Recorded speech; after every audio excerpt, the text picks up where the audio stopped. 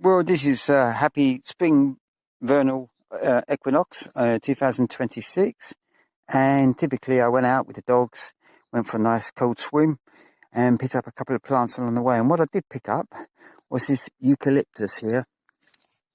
I've tried to grow one of these before, it's a gunnii, but it died on me. But when you plant small, then you're more likely to get almost 100% success. They adapt to their environments very quickly when they are small, and the roots progressively move out and find all the cracks and crevices where water is hidden.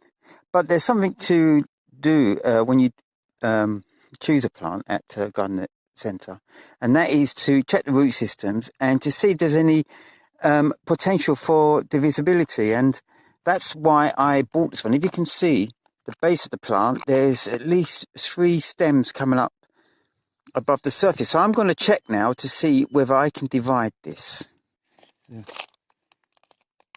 Here we are. Pretty good root system on that. Plant is thriving. Just loosen it off. Don't want to break it too much.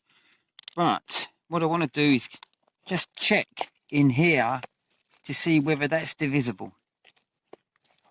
And it will mean just taking some of the top off, because the idea was to plant maybe 2 or 3 of these, and you'd be surprised there'd be no difference in the coverage in the future. Only it will be much wider rather than just having a single plant, you see.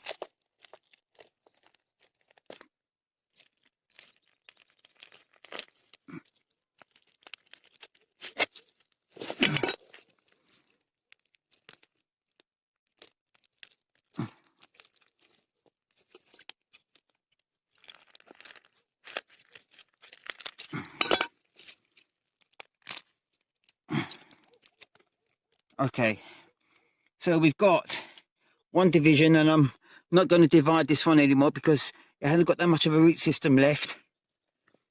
And I'll plunk this into another hole, hoping that most of this roots here belong to this section. So I'm getting 2 from one plant. And as I say, the coverage, in terms of tree coverage, is going to be pretty much the same per tree. But you can just plant 2 trees instead of 1.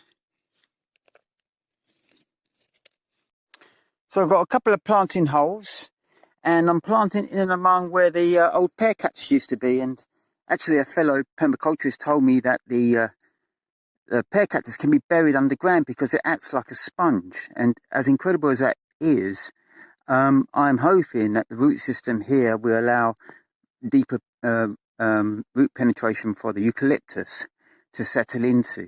But saying that, eucalyptus is a very hardy tree, and this medicinal type right next to the fence of the compound will be accessible by us from both sides.